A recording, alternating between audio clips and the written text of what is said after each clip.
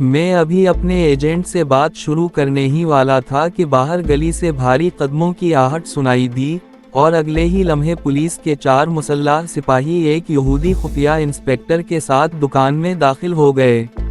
Agent نے بڑے پرسکون انداز میں سر اٹھا کر ان کی طرف دیکھا۔ اگرچہ میں پریشان ہوا، لیکن خود کو اطمینان کا مظاہرہ کرتے ہوئے ایک طرف کھڑا کر لیا۔ خفیہ انسپکٹر نے سیدھا میرے ایجنٹ کو مخاطب کیا کہ تمہیں ہمارے ساتھ چلنا ہوگا۔ ایجنٹ نے بڑے اعتماد سے سوال کیا کہ کیا میرے وارنٹ ہیں، اور مجھے کس جرم میں گرفتار کیا جا رہا ہے؟ جواب میں انسپکٹر نے جیب سے گرفتاری کا کاغذ نکال کر اسے دکھایا۔ ایجنٹ نے پھر پوچھا میرا جرم کیا ہے، تو انسپکٹر نے مختصر جواب دیا کہ یہ تمہیں پولیس اسٹیشن پہنچ کر معلوم ہو جائے گا۔ سپاہی ایجنٹ کو گھیرے میں لے کر باہر نکلے تو یہودی انسپکٹر میری طرف متوجہ ہوا اور پوچھا، تم کون ہو؟ میں نے بے پرواہی سے جواب دیا کہ میں تو کچھ پرانی کتابیں دیکھنے آیا تھا۔ انسپکٹر نے میرا شناختی کارڈ طلب کیا، اگرچہ میں ہچکچا رہا تھا لیکن اس وقت کارڈ دکھانا مجبوری بن چکا تھا۔ میرے کارڈ پر میری تصویر اور خفیہ سروس کی مہر لگی تھی۔ انسپکٹر نے فوری طور پر باادب انداز میں کارڈ واپس کیا اور مجھے سلام کر کے دکان سے باہر چلا گیا۔ میں نے گھڑی دیکھی تو ڈنر کا وقت ہو چلا تھا۔ باہر آ کر دیکھا تو پولیس ایجنٹ کو جیپ میں بٹھا کر لے جا رہی تھی اور یہ ایک خطرناک اشارہ تھا۔ میں نے فوراً اپنی گاڑی سٹارٹ کی اور بنگلے کی طرف روانہ ہو گیا۔ میری منگیتر نادیہ ٹھیک 7 بجے وہاں پہنچ چکی تھی۔ رسمی طور پر اس کی آنٹی کی خیریت پوچھنے کے بعد ہم ایک ریستوران کی طرف نکل پڑے جو نادیہ کی پسند تھا، اور جہاں وہ پہلے بھی اپنے اصلی منگیتر دایان کے ساتھ آتی رہی تھی۔ ریسٹورانٹ میں داخل ہوتے وقت میں نے ایسے برتاؤ کیا جیسے میں وہاں کا پرانا گاہک ہوں، حالانکہ وہاں کے بیروں اور سیکیورٹی اہلکاروں کو میں پہلی بار دیکھ رہا تھا۔ ہم ایک میز پر بیٹھ گئے اور نادیہ نے مینیو میری طرف بڑھایا۔ جب میں نے سارڈین مچھلی کا آرڈر دیا تو نادیہ چونک گئی اور اپنی بڑی آنکھیں جھپکاتے ہوئے بولی، دایان لگتا ہے دمشق انٹیلیجنس نے تمہارے کھانے کا ذوق بھی بدل دیا ہے، تم تو سارڈین مچھلی کو سخت ناپسند کرتے تھے۔ چھوٹی چھوٹی باتوں کو یاد رکھنا میرے لیے مشکل تھا، اور مجھے اصلی دایان کی تمام ذاتی پسند ناپسند کا علم نہیں تھا۔ میں بالکل بھی گھبرایا نہیں اور فوراً برین واشنگ کا بہانہ استعمال کرتے ہوئے نادیہ سے کہا، تم ٹھیک کہتی ہو ڈیئر، یہ برین واشنگ کا ہی اثر ہے اور اب مجھے سارڈین اچھی لگتی ہے۔ خفیہ فائل نمبر 2 کی مائکرو فلم میرے کوٹ کے کالر میں محفوظ تھی، اور یہ فلم میں اپنے گرفتار شدہ ایجنٹ تک نہیں پہنچا سکا تھا۔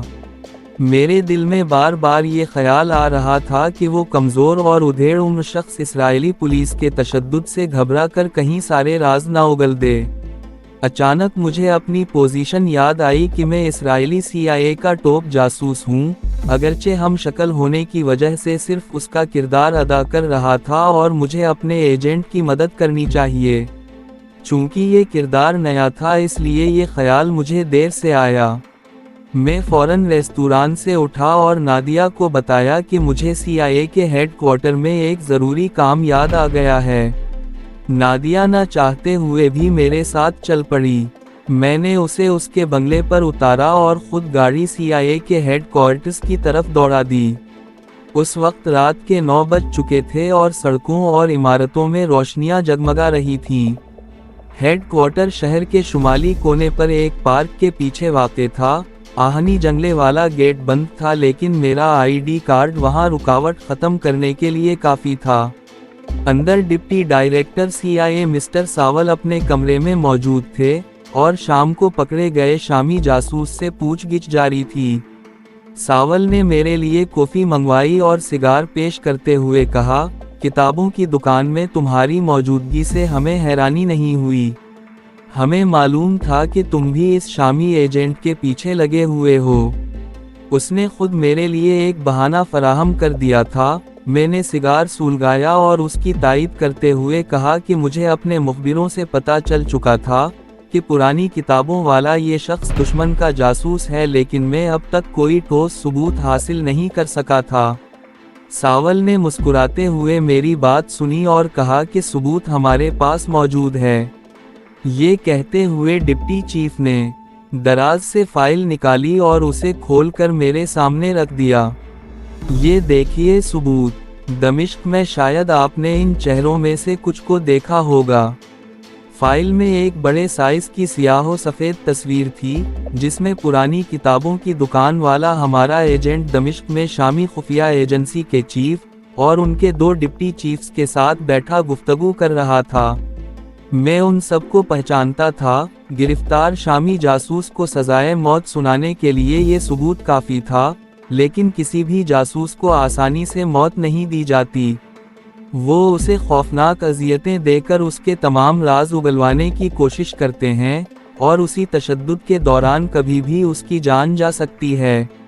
میرے سامنے پہلا اور سب سے اہم کام یہ تھا کہ میں کسی بھی طرح اس ایجنٹ کو ان سنگ دل یہودیوں کی قید سے فرار کراؤں، اور اگر ممکن ہو تو اسے فائل نمبر 2 کی قلم بھی دے کر سرحد پار کروا دوں۔ یہ کام آسان ضرور تھا مگر بے حد خطرناک تھا۔ ذرا سی بھی بے احتیاطی مجھے بھی موت کے منہ میں دھکیل سکتی تھی۔ میں نے فائل واپس کی اور دیگر رسمی بات چیت کے بعد ڈپٹی چیف سے کہا، یہ ایک بڑا ٹوپ کا شامی جاسوس ہے۔ ڈپٹی چیف نے کرسی پر ٹیک لگاتے ہوئے کہا، یہ ماسٹر سپائی ہے دایان۔ میں اٹھ کر کمرے میں ٹہلنے لگا۔ میں یہ تاثر دینا چاہتا تھا کہ میرا ذہن کسی اہم گتھی کو سلجھانے میں مصروف ہے۔ میں نے رک کر ڈپٹی چیف کی طرف دیکھا اور کہا، اس آدمی کے پاس اربوں کے دفاع کے بڑے اہم راز ہوں گے، اور ہمیں خاص خیال رکھنا ہوگا کہ کہیں یہ خودکشی نہ کر لے۔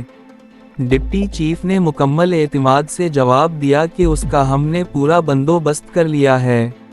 اس کے آس پاس کوئی ایسی چیز نہیں چھوڑی گئی جس سے وہ اپنی جان لے سکے، اب وہ صرف اپنا سانس روک کر ہی خودکشی کر سکتا ہے۔ میں نے نفی میں سر ہلایا اور کرسی پر بیٹھ گیا، وہ ایسا نہیں کرے گا۔ میں نے ایش ٹرے میں سگار مسلتے ہوئے کہا کہ میں اس شامی جاسوس سے تنہائی میں کچھ پوچھ گچھ کرنا چاہتا ہوں، کیونکہ میں یہاں سب لوگوں سے زیادہ اس کے ملک کا تجربہ رکھتا ہوں۔ ڈپٹی چیف کو کوئی اعتراض نہ ہوا۔ شامی جاسوس اسی عمارت کے نیچے ایک تہ خانے میں بند تھا اور وہ مجھے وہاں لے آیا۔ تہ خانے میں چھت سے ایک کمزور روشنی کا بلب لٹک رہا تھا۔ ہمارا ایجنٹ چٹائی پر سر جھکائے بیٹھا تھا اور ایسا لگتا تھا کہ ابھی اس پر تشدد شروع نہیں کیا گیا۔ ایک یہودی انسپکٹر سٹول پر بیٹھا اس سے پوچھ گچھ کر رہا تھا اور ہمیں دیکھ کر وہ فوراً اٹھ گیا۔ میری سب سے بڑی فکر یہ تھی کہ کہیں کوئی خفیہ مائکرو فون نہ لگا ہو۔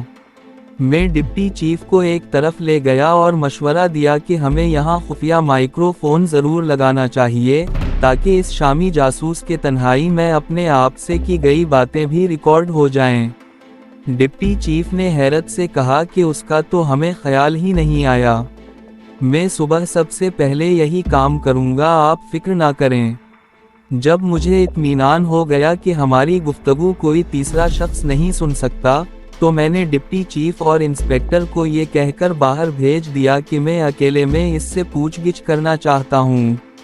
ان کے جاتے ہی تہ خانے میں صرف میں اور میرا شامی ایجنٹ رہ گئے۔ میں سٹول پر بیٹھ گیا اور اس کی طرف جھک کر اپنا اور اس کا مشترکہ کوڈ ورڈ دہرایا۔ وہ چونک کر میری طرف دیکھنے لگا اور پھر میں نے فوراً اس کا گریبان پکڑا، اپنی طرف کھینچا اور عربی زبان میں سرگوشی کی کہ بالکل خاموش رہنا۔ شامی جاسوس کے لیے یہ سب سے بڑی خوشی کی بات تھی کہ ان کا اپنا آدمی ان کے درمیان موجود تھا۔ میں نے ابھی تک اس کا گریبان پکڑ رکھا تھا۔ پھر میں نے مصنوعی سختی سے اسے زور سے پیچھے دھکا دیا، ہلکی سی گالی دی اور بلند آواز میں کہا، شیطان کی اولاد، تم اس تہ خانے سے زندہ بچ کر نہیں جا سکتے۔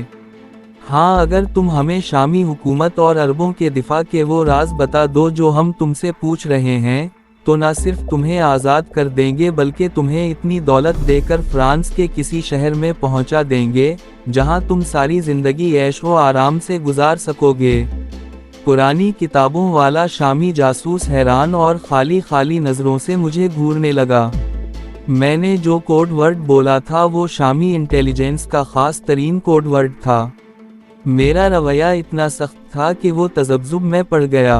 मैं स्टूल से उठा और इंतहाई गुस्से की हालत का मुज़ाहिरा करते हुए छोटे से तहखाने में टहलने लगा। फिर मैं लपक कर शामी जासूस के गिरेबान तक पहुंचा, उसे झंझोड़ा, अपने करीब किया और अरबी में दोबारा सरगोशी की कि तुम खुशकिस्मत हो कि मैं यहाँ हूँ।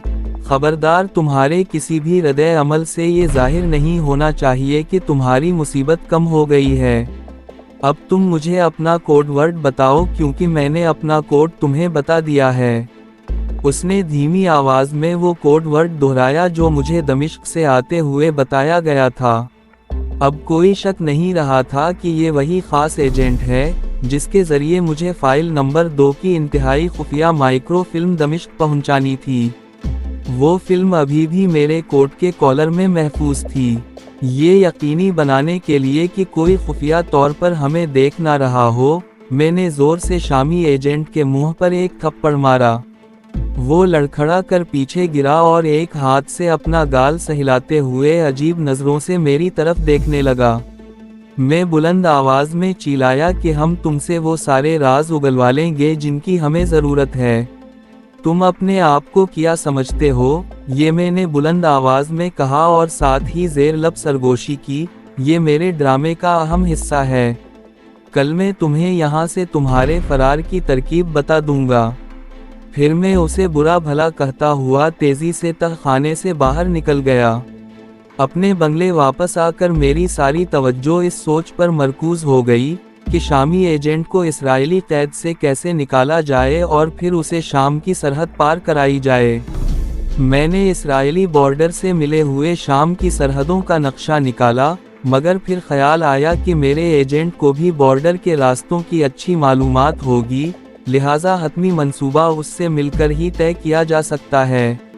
अब सिर्फ एक मसला बाकी था कि वो तहखाने से बाहर कैसे आएगा। वादे के मुताबिक मैं अगले दिन फिर ज़रूरी तफ्तीश का बहाना बनाकर एजेंट के तहखाने में पहुंचा। इस दौरान उस पर तशद्दुद किया गया था जिसकी वजह से उसकी एक आंख सूजी हुई थी। मैंने करख्त और सख्त लहजे में उससे बातें शुरू कर दीं और उसी दौरान सवाल किया, क्या तुम अकेले सरहद उबूर कर जाओगे? हाँ, इसने धीमी आवाज़ में जवाब दिया। मैंने ऊंची आवाज़ में उसे गाली दी और साथ ही आहिस्ता से सरगोशी की कि मेरे पास माइक्रो कलम है, वो तुम्हें अपने साथ ले जानी होगी। उसने अपनी सूजी हुई आंख को हाथ से दबाते हुए असबात में सर हिलाया। मैंने उसे गर्दन से पकड़कर झंझोड़ा और दबे हाथों अपनी मुट्ठी में छुपाई हुई एक पर्ची उसके हाथ में थमा दी। फिर उसे धक्का देकर गिराया और बड़बड़ाता हुआ बाहर चल दिया। पर्ची पर मेरे बंगले का पता दर्ज था और साथ ही ये हिदायत थी कि आज रात 10:30 बजे के बाद तहखाने और ऊपर सीढ़ियों वाले गेट के दोनों संतरी बेहोश होंगे। उसे वहां से निकलकर सीधा मेरे पते पर पहुंचना था। मुझे मालूम था कि ड्यूटी पर मामूर गार्ड्स को रात 10:30 बजे गर्म काफ़ी दी जाती है ताकि उन्हें नींद ना आए, और उनकी काफ़ी में बेहोशी की दवा मिलाना मेरे लिए कोई मुश्किल काम नहीं था। ये कॉफ़ी डिप्टी चीफ के कमरे के साथ वाले कमरे में तैयार होती थी। उस रात मैंने काम का बहाना बनाया और फाइलों की वरक गर्दानी करता हुआ दफ्तर में ही बैठा रहा। 10 बजे में साइड रूम में गया जहां हीटर पर रखे कॉफ़ी पॉट में काफ़ी गर्म हो रही थी। बेहोशी का ज़ूद असर और बेजायका सुफूफ एक कैप्सूल की शक्ल में मेरी मुट्ठी में था। मुलाजिम बाथरूम में था और मैंने कैप्सूल खोला और सुफूफ कॉफ़ी पॉट में गिरा दिया और दबे पाँव कमरे से बाहर निकलकर अपनी गाड़ी में बैठा और बंगले की तरफ रवाना हो गया। मुझे अपने मंसूबे की 100% कामयाबी का यकीन था। मेरे मुलाजिम ने मेरा खाना पकाने के बाद मेन दरवाज़ा लॉक कर दिया था। मैंने खाना गर्म करके खाया और फिर बरामदे के अलावा कोठी की तमाम बत्तियां बुझा दीं और अपने बेडरूम की खिड़की थोड़ी सी खोलकर गेट पर निगाहें जमा दीं। मेरे एजेंट को उसी रास्ते से आना था। मुझे बस एक ही खतरा था कि शामी एजेंट से कहीं कोई भूल चूक ना हो जाए, वरना सारा मंसूबा नाकाम हो सकता था। मैंने खुद को ये सोचकर तसल्ली दी कि मेरा एजेंट कोई अनाड़ी नहीं, वो तरबियत याफ्ता है और उसे ऐसे हालात से खुश उसलूबी के साथ गुजरने की बाकायदा ट्रेनिंग मिली हुई है। मेरा ख्याल दुरुस्त निकला। थोड़ी देर बाद शामी एजेंट मेरे बंगले पर पहुंच गया और वो गेट में दाखिल होने की बजाय दीवार फांदकर बागीचे में आया। मैं उसे देख रहा था, चूंकि उसे हिदायत थी कि बावर्ची खाने की खिड़की खुली होगी तो वो उसी तरफ बढ़ा। उसने खिड़की बंद की और बोला कि मैं पैदल ही आया हूँ और मुझे इन सारे रास्तों का इल्म है। मैंने तशवीश से पूछा कि पीछे कोई गड़बड़ तो नहीं हुई। उसने बताया कि बिल्कुल नहीं, क्योंकि कॉफ़ी पीते ही गार्ड बेहोश होकर गिर पड़े थे। मैं तहखाने से निकलकर ऊपर आया तो सीढ़ियों के गेट वाला संतरी और उसके साथ दूसरा संतरी भी बेहोश पड़ा था। मैंने अकबी दीवार फलांगी और अंधेरे में तुम्हारे बंगले की तरफ चल पड़ा, क्योंकि ये सारे इलाके मेरे देखे भाले हैं। मैं उसे अपने बेडरूम में ले गया, फिर जैकेट से माइक्रो फिल्म वाला कैप्सूल निकालकर उसके हवाले की। ये फाइल नंबर 2 की माइक्रो कलम है और इसे तुम्हें हर हालत में दमिश्क पहुंचाना है। अब मुझे ये बताओ कि तुम यहाँ से कैसे फरार होगे? एजेंट ने सोफे पर बैठते हुए कहा कि मेरे लिए ये कोई मुश्किल काम नहीं है, पहले तुम मुझे कुछ खाने को दो, क्योंकि भूख से बुरा हाल हो रहा है। मैं किचन की तरफ जाने लगा तो पलंग के पास रखे टेलीफोन की घंटी बज उठी। मैं एक लम्हे के लिए वहीं साकत हो गया और फिर तेजी से जाकर रिसीवर उठाया। दूसरी तरफ से इस्राएली इंटेलिजेंस के डिप्टी चीफ की घबराई हुई आवाज आई, दायान शामी जासूस फरार हो गया है और तुम फौरन मेरे बंगले पर पहुंचो। उम्मीद है कि आपको हमारी वीडियो पसंद आई होगी। अच्छी लगी तो लाइक और कमेंट करके हमारी हौसला अफजाई करें और अपने दोस्तों के साथ शेयर करें। और नई कहानियों के लिए चैनल को सब्सक्राइब करना ना भूलें।